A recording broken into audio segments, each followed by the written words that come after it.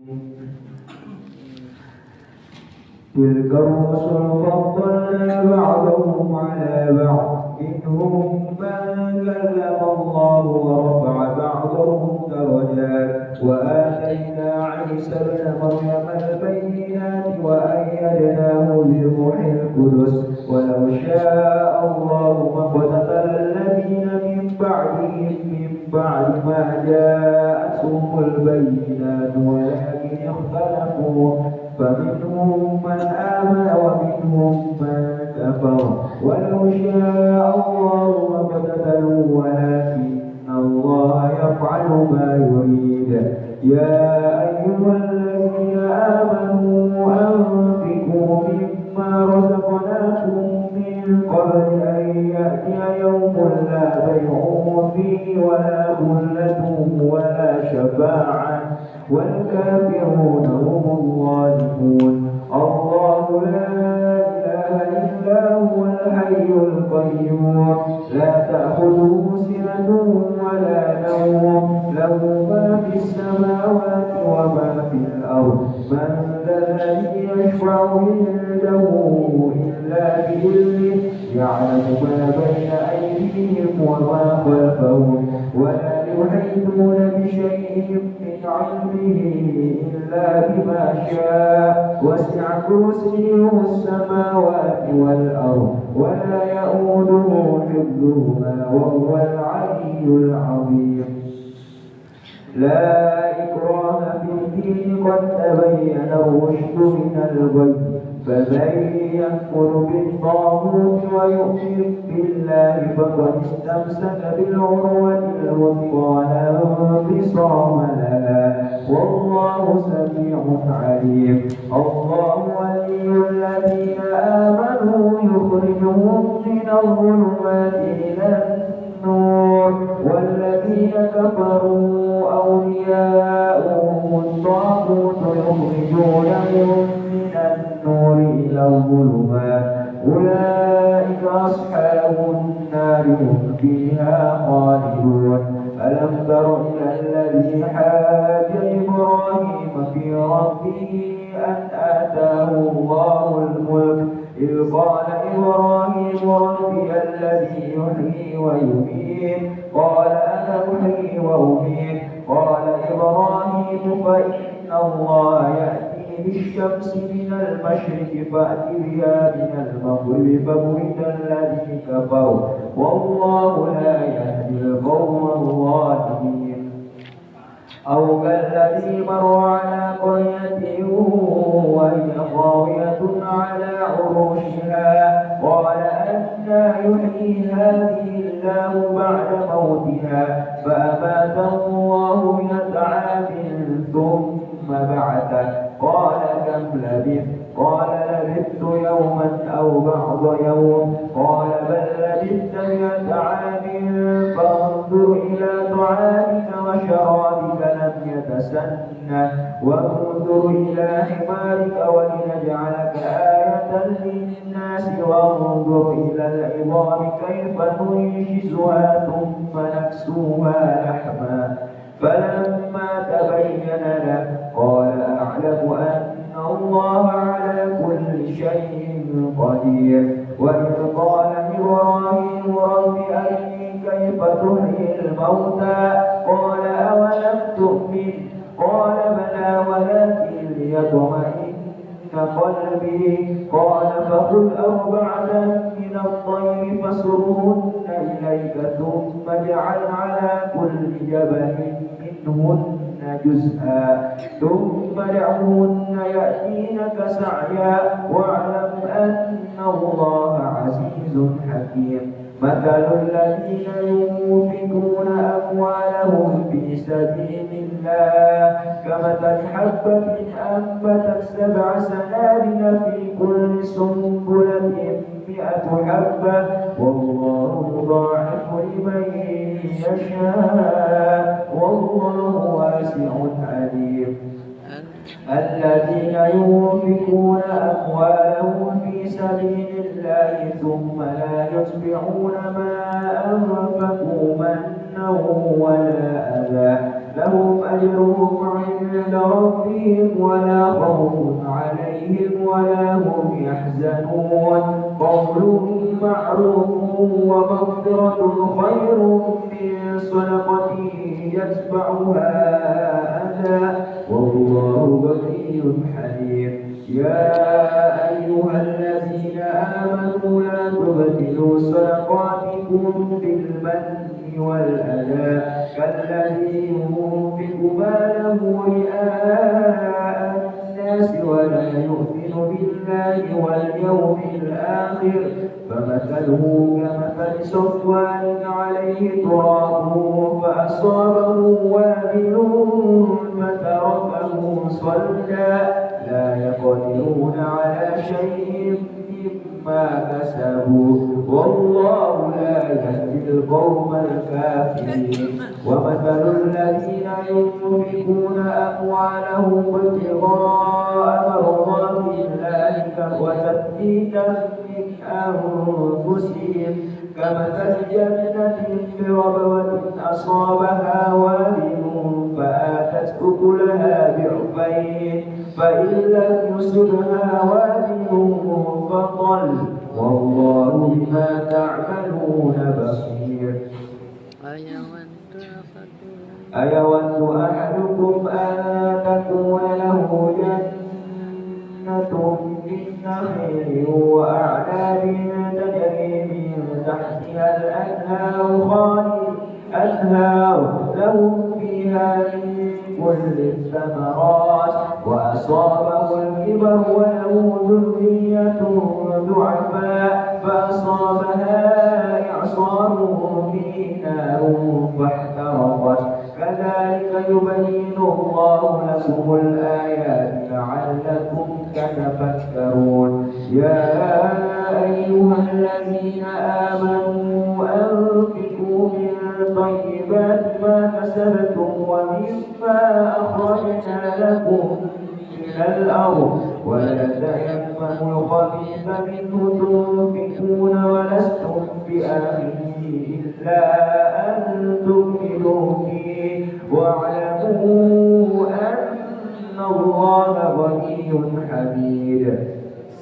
الشيطان يعلكم الفقر ويأمركم بالفحشاء والله يعلكم مغفرة منه وفضلا والله واسع عليم يؤتي الحكمة من يشاء ومن يؤت الحكمة فقد أوتي خيرا كثيرا وما يذكر إلا أولو الألباب وما أنفقتم من نفقة أو نذرتم من نذر فإن الله يعلمه وما للظالمين من أنصار إن تبدوا الصدقات فنعماه وإن تخفوها وتؤتوها الفقراء فهو خير لكم ويكفر عنكم سيئاتكم والله بما تعملون خبير ليس عليك هداهم ولكن الله يهدي من يشاء وما تنفقوا من خير فلأنفسكم وما تنفقون إلا ابتغاء وجه الله وما تنفقوا من خير يوفى إليكم وأنتم لا تظلمون للفقراء الذين أحسروا في سبيل الله لا يستطيعون ضربا في الأرض يحسبهم الجاهل أغنياء من التعفف تعرفهم بسيماهم لا يسألون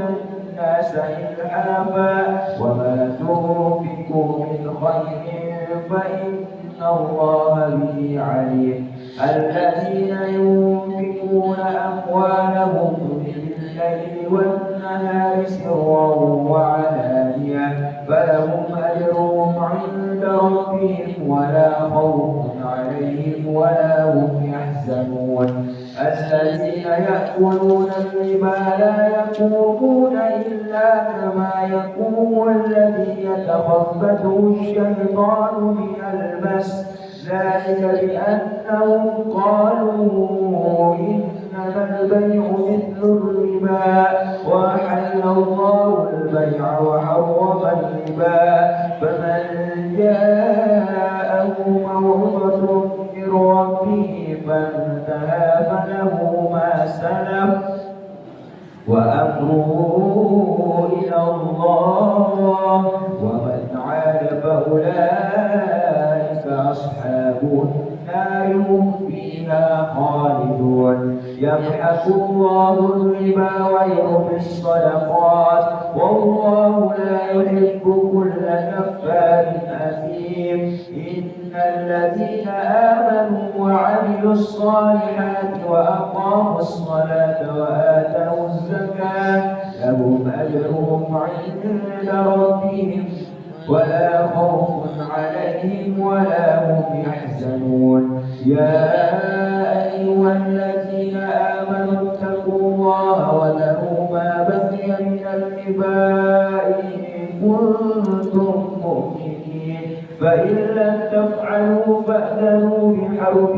من الله ورسوله وإن تبتم فلكم رؤوس أموالكم لا تظلمون ولا تظلمون وإن كان ذو عسرة فنظرة إلى ميسرة وأن تصدقوا خير لكم إن كنتم تعلمون واتقوا يوما ترجعون فيه إلى الله ثم توفى كل نفس ما كسبت وهم لا يظلمون يا أيها الذين آمنوا إذا تداينتم بدين إلى أجل مسمى فاكتبوه وليكتب بينكم كاتب بالعدل ولا يأب كاتب أن يكتب كما علمه الله فليكتب وليملل الذي عليه الحق وليتق الله ربه ولا يبخس منه شيئا فإن كان الذي عليه الحق سفيها أو ضعيفا أو لا يستطيع أن يمله فليملل وليه بالعدل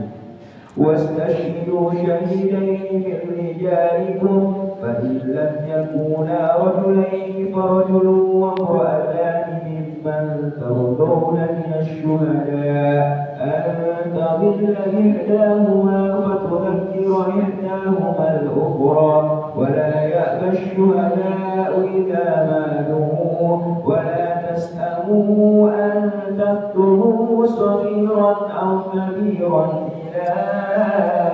أجله ذلكم أقسط عند الله وأقوم للشهادة وأدنى ألا ترتابوا إلا أن تكون تجارة حاضرة تديرونها بينكم فليس عليكم جناح ألا تكتبوها وأشهدوا إذا تبايعتم ولا يضار كاتب ولا شهيد وإن تفعلوا فإنه فسوق بكم واتقوا الله ويعلمكم الله والله بكل شيء عليم وإن كنتم على سفر ولم تجدوا كاتبا فرهان مقبوضة فإن أمن بعضكم بعضا فليؤدي الذي اؤتمن أمانته وليتق الله ربه ولا تكتموا الشهادة ومن يكتمها فإنه آثم قلبه والله بما تعملون عليم لله ما في السماوات وما في الأرض وإن تبدوا ما في أنفسكم أو تخفوه يحاسبكم بإذن الله فيغفر لمن يشاء ويعذب من يشاء والله على كل شيء قدير. آمن الرسول بما أنزل إليه من ربه والمؤمنون كل آمن بالله وملائكته وكتبه ورسله لا نفرق بين أحد من رسله وقالوا سمعنا وأطعنا غفرانك ربنا وإليك المصير. لا يكلف الله نفسا إلا وسعها لها ما كسبت وعليها ما اكتسبت ربنا لا تؤاخذنا إن نسينا أو أخطأنا ربنا ولا تحمل علينا إصرا كما حملته على الذين من قبلنا ربنا ولا تحملنا ما لا طاقة لنا به واعف عنا واغفر لنا وارحمنا أنت مولانا فانصرنا على القوم الكافرين. بسم الله الرحمن الرحيم. ألف لام ميم. الله لا إله إلا هو الحي القيوم نزل عليك الكتاب بالحق مصدقا لما بين يديه وأنزل التوراة والإنجيل من قبل هدى للناس وأنزل الفرقان إن الذين كفروا بآيات الله لهم عذاب شديد والله عزيز ذو انتقام. إن الله لا يخفى عليه شيء في الأرض ولا في السماء هو الذي يصوركم في الأرحام كيف يشاء لا إله إلا هو العزيز الحكيم. هو الذي أنزل عليك الكتاب منه آيات محكمات هن أم الكتاب وأخر متشابهات فأما الذين في قلوبهم زيغ فيتبعون ما تشابه منه ابتغاء الفتنة وابتغاء تأويله وما يعلم تأويله إلا الله والراسخون في العلم يقولون آمنا به كل من عند ربنا وما يذكر إلا أولو الألباب. ربنا لا تزغ قلوبنا بعد إذ هديتنا وهب لنا من لدنك رحمة إنك أنت الوهاب. ربنا إنك جامع الناس ليوم لا ريب فيه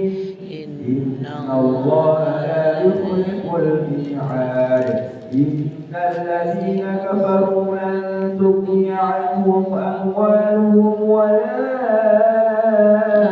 أولادهم من الله شيئا وأولئك هم وقود النار. كدأب آل فرعون والذين من قبلهم كذبوا بآياتنا فأخذهم الله بذنوبهم والله شديد العقاب. قل للذين كفروا ستغلبون وتحشرون إلى جهنم وبئس المهاد. قد كان لكم آيات في فئتين التقتا فئة تقاتل في سبيل الله وأخرى كافرة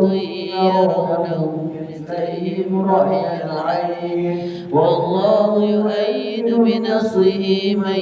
يشاء إن في ذلك لعبرة لأولي الأبصار. زين للناس حب الشهوات من النساء والبنين والقناطير المقنطرة من الذهب والفضة والخيل المسومة والأنعام والحرث ذلك متاع الحياة الدنيا والله عنده حسن المآب قل أنبئكم بخير من ذلكم للذين اتقوا عند ربهم جنات تجري من تحتها الأنهار خالدين فيها وأزواج مطهرة ورضوان من الله والله بصير بالعباد التي يقولون ربنا إننا آمنا فاغفر لنا ذنوبنا وقنا عذاب النار الصابرين والصادقين والقانتين والمنفقين والمستغفرين بالأسحار شهد الله أنه لا إله إلا هو والملائكة والعلم قائما بالقسط لا إله إلا هو العزيز الحكيم إن الدين عند الله الإسلام وما اختلف الذين أوتوا الكتاب إلا من بعد ما جاءهم العلم بغيا بينهم ومن يكفر بآيات الله فإن الله سريع الحساب فإن حاجوك فقل أسلمت وجهي لله ومن اتبعني وقل للذين أوتوا الكتاب والأميين أسلمتم فإن أسلموا فقد اهتدوا وإن تولوا فإنما عليك البلاغ والله بصير بالعباد إن الذين يكفرون بآيات الله ويقتلون النبيين بغير حق ويقتلون الذين يأمرون بالقسط من الناس وبشر بعذاب أليم أولئك الذين حبطت أعمالهم في الدنيا والآخرة وما لهم من ناصرين ألم تر إلى الذين أوتوا نصيبا من الكتاب يدعون إلى كتاب الله ويحكم بينهم ثم يتولى فريق منهم وهم معرضون ذلك بأنهم قالوا لن تمسنا النار إلا أياما معدودات وغرهم في دينهم ما كانوا يفترون فكيف إذا جمعناهم ليوم لا ريب فيه ووفيت كل نفس ما كسبت وهم لا يظلمون قل اللهم مالك الملك تؤتي الملك من تشاء وتنزع الملك ممن تشاء وتعز من تشاء وتذل من تشاء بيدك الخير إنك على كل شيء قدير تولج الليل في النهار وتولج النهار في الليل وتخرج الحي من الميت وتخرج الميت من الحي وترزق من تشاء بغير حساب لا تتخذ المؤمنون الكافرين أولياء من دون الله ومن يفعل ذلك فليس من الله في شيء إلا أن تتقوا منهم تقاه ويحذركم الله نفسه وإلى الله المصير قل إن تخفوا ما في صدوركم أو تبدوه يعلمه الله ويعلم ما في السماوات وما في الأرض والله على كل شيء قدير يوم تجد كل نفس ما عملت من خير محضرا وما عملت من سوء تود لو أن بينها وبينه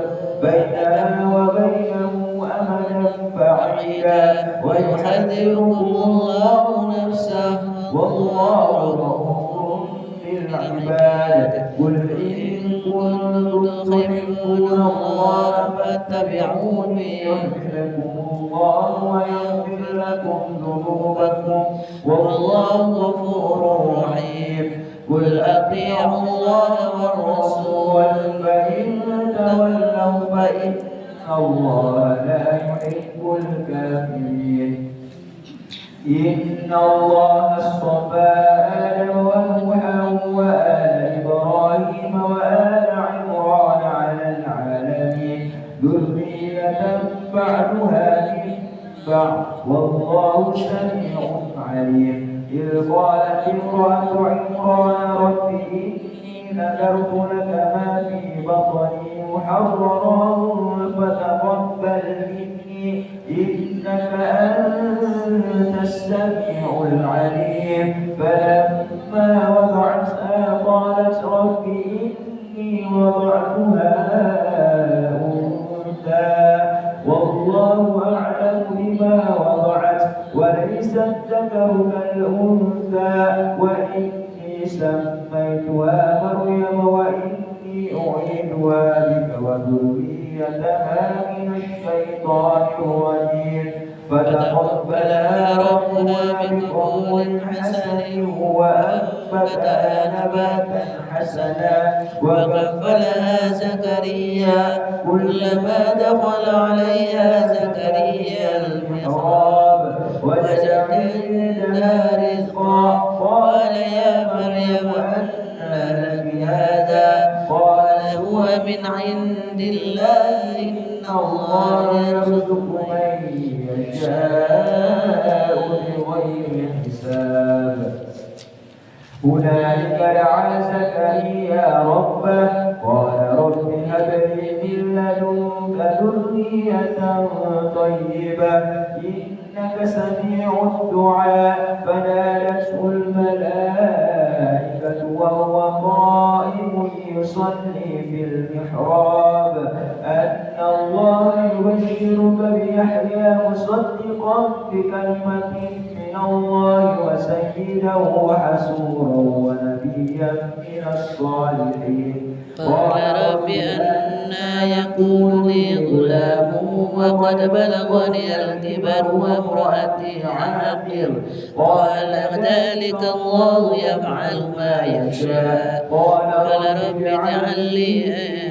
آية قال آيتك ألا تكلم الناس 3 أيام إلا رمزا واذكر ربك كثيرا وسبح بالعشي والإبكار وإذ قالت الملائكة يا مريم إن الله اصطفاك وطهرك واصطفاك على نساء العالمين يا مريم اقنتي لربك واسجدي واركعي مع الراكعين ذلك من أنباء الغيب نوحيه إليك وما كنت لديهم إذ يختصمون إذ قالت الملائكة يا مريم إن الله يبشرك بكلمة منه اسمه المسيح عيسى بن مريم وجيها في الدنيا والآخرة ومن المقربين ويكلم الناس في المهد وكهلا ومن الصالحين قالت رب أنى يكون لي ولد ولم يمسسني بشر قال كذلك الله يخلق ما يشاء إذا قضى أمرا فإنما يقول له كن فيكون ويعلمه الكتاب والحكمة والتوراة والإنجيل ورسولا إلى بني إسرائيل أني قد جئتكم بآية من ربكم أن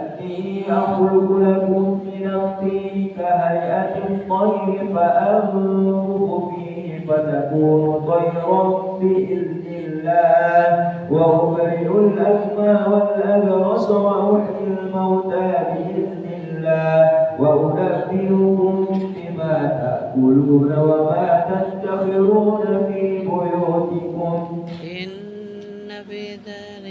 إن في ذلك لآية لكم إن كنتم مؤمنين ومصدقا لما بين يدي من التوراة ولأحل لكم بعض الذي حرم عليكم وجئتكم بآية من ربكم أني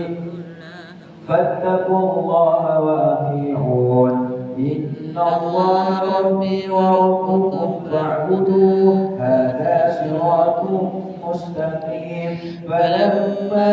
أحس عيسى منهم الكفر قال من أنصاري إلى الله قال الحواريون نحن أنصار الله آمنا بالله واشهد بأننا مسلمون ربنا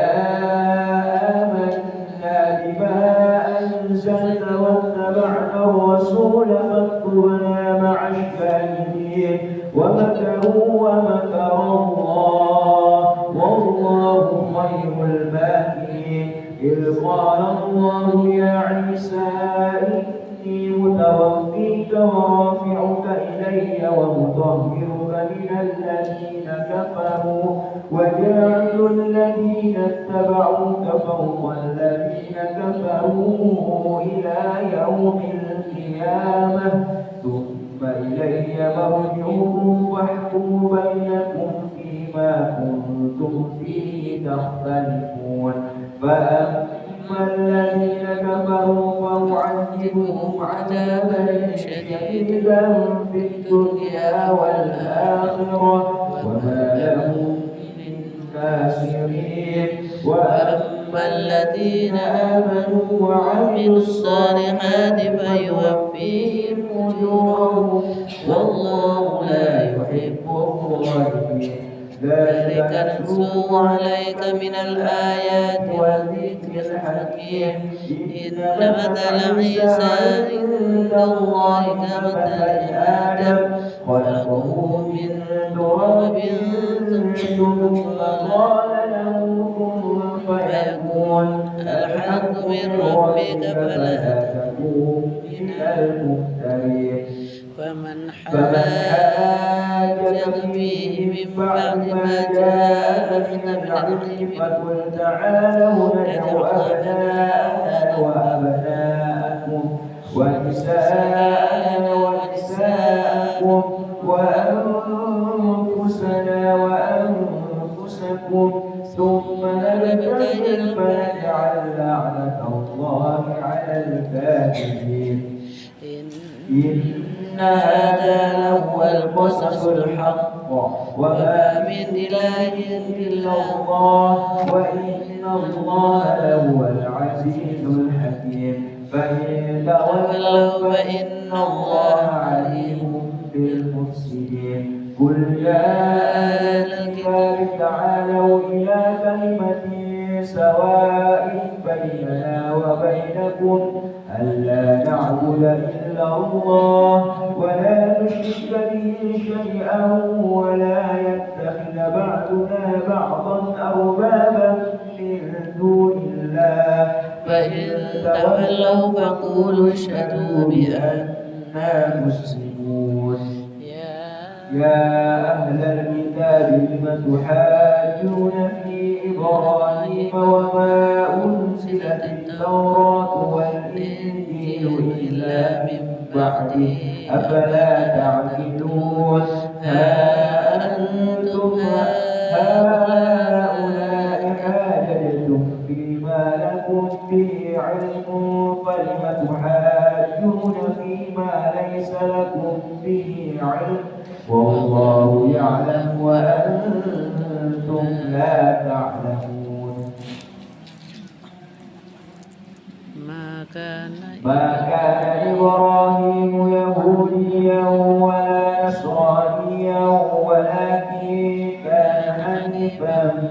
مسلما وما كان من المشركين إن أولى الناس بإبراهيم للذين اتبعوه وهذا النبي والذين آمنوا والله ولي المؤمنين ود طائفة من أهل الكتاب لو يضلونكم وما يضلون إلا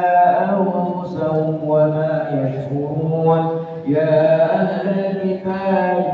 لم تكفرون بآيات الله وأنتم تشهدون يا أهل الكتاب لم تلبسون الحق بالباطل وتكتمون الحق وأنتم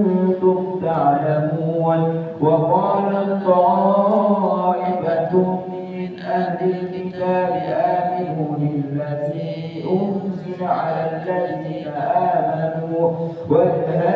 النهار واذكروا آخره لعلهم يرجعون ولا تؤمنوا إلا لمن تبع دينكم قل إن الهدى هدى الله أن يؤتى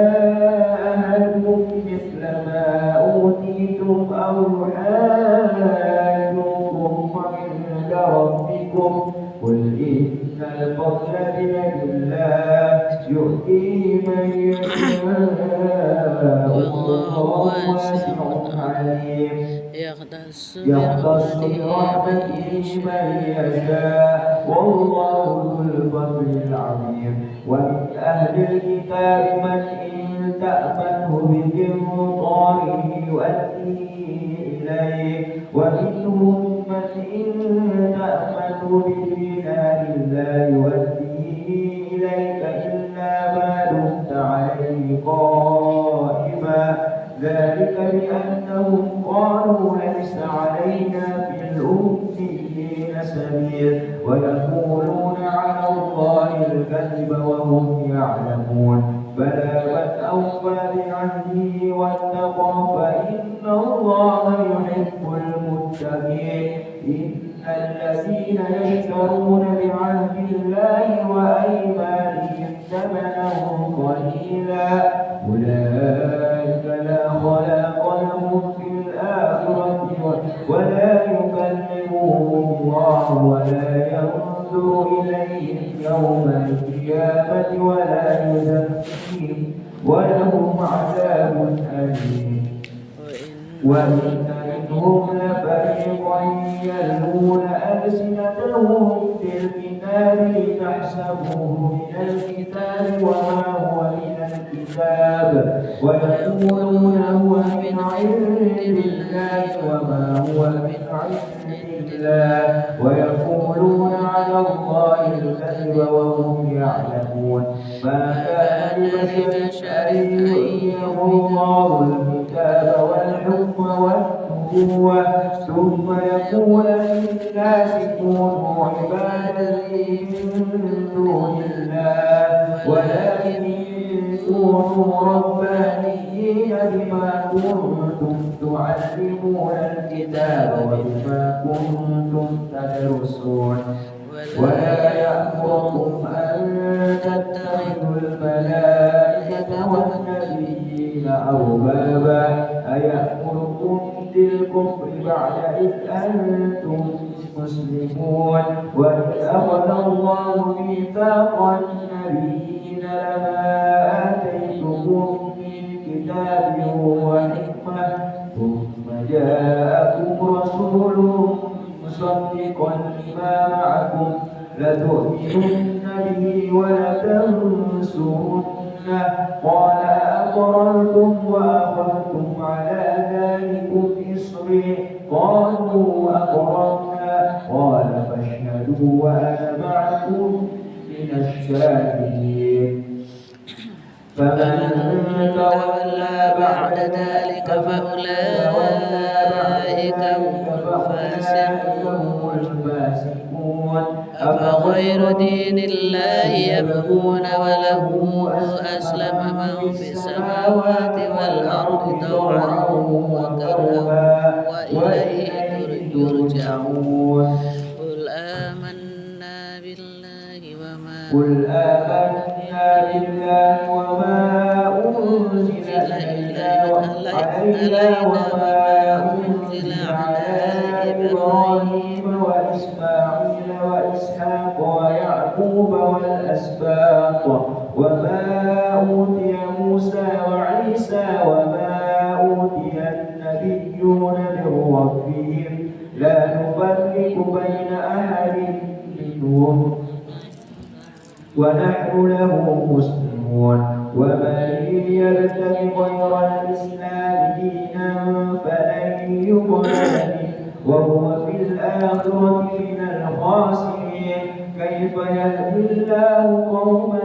كفروا بعد إيمانهم وشهدوا أن الرسول حق وجاءهم البينات والله لا يهدي القوم الظالمين أولئك جزاؤهم أن عليهم لعنة الله والملائكة والناس أجمعين خالدين فيها لا يخفف عنهم العذاب ولا هم ينظرون إلا الذين تابوا من بعد ذلك وأصلحوا فإن الله غفور رحيم إن الذين كفروا بعد إيمانهم ثم ازدادوا كفرا لن